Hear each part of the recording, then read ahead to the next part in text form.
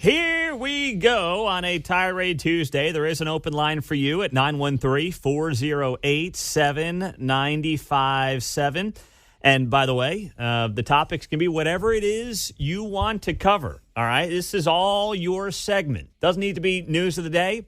Just whatever's on your mind, whatever you have to get off your chest before you get to the office. That's the beauty of the segment because there's no rhyme or reason. There's no direction. Let's start off with Darren. He is in Independence. What's up, Darren? You're first up on a Tirade Tuesday. Go ahead. Well, Pete, I've got to complain about that interview with Governor Parsons, not on your side, but on his. He's the leader of the state and the leader of the Republican Party, and he sounded like an old man at a nursing home. It's not my responsibility. I don't know what they're going to get done. He won't name names. It's his last year in government. He needs to come out with the bully pulpit and tell them to get their stuff in order. He's the leader of the Republican Party. That was so milquetoast. He didn't come across as a leader. He came across as a, let me make a bunch of excuses and pass the buck. It was very, very disappointing. Darren, thank you for the tirade. And if anyone missed the interview with Mike Parson, it will be up on the podcast after the show. Just search us wherever you get your podcasts, search Pete Mundo, and subscribe. That way you never miss an interview of this show. 913-408-7957 on a Tirade Tuesday, an open line for you. Next up is Ken in Overland Park. Go ahead, Ken. What's your tirade? Good morning, Pete. My tirade is about the miserable, feckless Republican politicians who have finally decided to take a strong stand against President Biden on his disastrous open border policy. The problem is that Republicans are 3 years and 9 or 10 million illegals too late.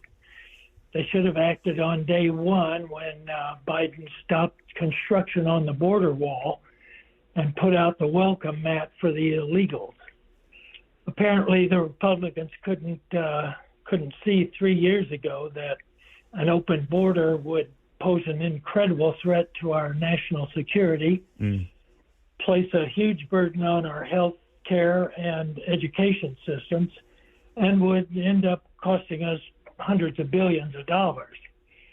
So, of course, the damage is done now. China, Russia, and any other country that wants to destroy us have had ample time to place their secret cells in our country. And Christopher Wray, head of the FBI, recently testified that the threat level for a terror attack on the United States is higher than it's been since before 9/11. It's not good there, Ken. Thank you very much for the tirade. 913-408-7957. No doubt about it. A lot of people in this country, and no one knows who they are. And it's a dangerous time in the world. 913-408-7957. We've got an open line on a Tirade Tuesday. Victor in Parkville, tirade, go. My tirade is against you, Pete. Oh, no. No. Wait. Oh, your tirade's against me. This could go a lot of different directions. All right, go ahead. The floor is yours. What's the tirade? You know exactly the direction it's going. My tirade is for you making Larry the last tirade last week. Now, granted, I was in the batter's box, and that's fine, but this isn't about me, okay?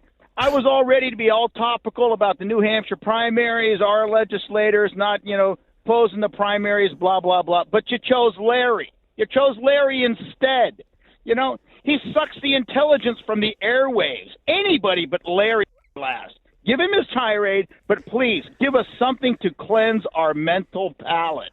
Before you cut out. Victor, listen, Tirade Tuesday, there's obviously we get a lot of great regulars, including yourself. We get a lot of new folks who want to chime in every week. And all we can do is try to perfectly, and there's no perfect way, but we try our best to balance the callers and the tirades as best we can, my man. So I'm not going to apologize, but I'm not going to apologize to you for last week because sometimes you get on and sometimes you don't. That's how it goes. No, it has nothing to do with me. It has nothing to do with me. It's not about me. Let's talk about me. Larry last. Just don't make Larry last because it just sucks.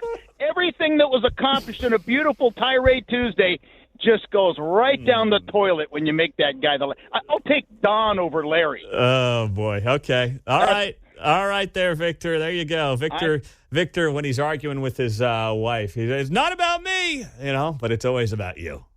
That's that. Any time that you get the old, this isn't about me, it's always about me. Let's be honest. Well, just for you, Victor, let's go to Larry. He's in Prairie Village. What's up, Larry? Hey, I love that last caller. He's obviously easily irritated. Well, hey, my tirade, he said his tirade was against you. My tirade is against you. Oh, no. Well, I think you're awfully mean to Mayor Lucas. You're pleasant to his face or when he's on the show, but when he's off the air, it's all these cutting comments and that. And Mayor Lucas is obviously the most intelligent person you have on all week. He's the smartest guy in the room, and I think you guys are jealous of him or something, or you nitpick the heck out of him. Like, if we only had a staunch Republican in there as mayor, there would be no murders. I mean, Lucas is responsible for that. I've never said that, Larry. I mean, you listen, never said that, but you insinuate that. No. If we had a prosecutor worth a damn, that would drive the murders down. The thing I've said about Mayor Lucas is I wish he would use his bully pulpit to call out his awful prosecutor in Jackson County. I've never said if someone who viewed the world the way I did was mayor, they would drive down murders. I've never said that. Larry, you can say a lot about me, but don't say things that aren't true. Well, I mean, you insinuate if we had a different individual in there, the crime rate would be lower. And to put everything at the feet of this prosecutor's lunacy. Okay. You say the same thing over and over again. It's the prosecutor. You have no idea what's passing before her and all the ramifications and all the intricacies that she has to deal with. You just look at the fact that she's not throwing everybody in the slammer. Oh, yeah, that would be a good place to start. But, Larry, I'm expecting you to move to the east side now from Prairie Village and put your money where your mouth is. Well, did I say I wanted to move? What is that? You know, that's ridiculous. Good. I'm just giving you a taste of your own medicine when it comes to being ridiculous, Larry. That's all. Well, you don't think you're pretty hard on Lucas? Well, I do. Okay. I do. I think that I'm tough on. Listen, I think I'm fairly tough. Thank you, Larry, on a mayor who ran on reducing the murders to under 100 in this town and just set a record. Remember, he ran on getting homicides under 100 in Kansas City. We just had 182. If you don't want to be criticized for that, two options. Don't make the promise or don't run for mayor. I said that to anybody who runs, and trust me, there's a lot of people I agree with in the world who I criticize on this show who have called me up privately and gotten pissed at me. A lot of people that see the world the way I do.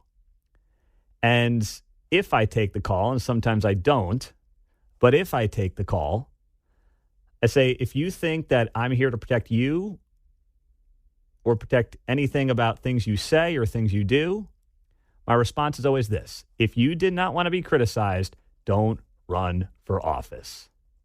If you are that thin-skinned, don't run for office. That goes for a mayor. That goes for a police chief. That goes for a state rep, a state senator. That goes for anybody. You make a choice. You put yourself into that world. You open yourself up to being criticized. Just like I open myself up doing this to getting nasty social media messages. I don't come on here and cry about it every day. Someone told me to eat, bleep, and die in a direct message on Instagram I woke up to over the weekend. You can't digest bleach. I was like, okay. All right, but you know what? I'm going to listen to Victor, so I'm not going to end the Tirade Tuesday with Larry. I will end it with Max in Basehor. What's up, Max? Go ahead. You got a minute. Hey, Pete, how you doing, brother? Doing well, my man. What's your tirade? The floor is yours for the next 30 seconds.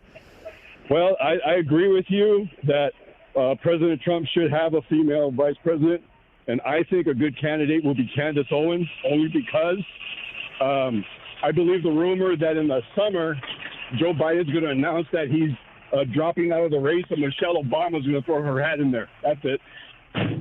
Well, listen, thank you very much, Max. I don't think it's impossible that Michelle comes in and saves the day. I don't.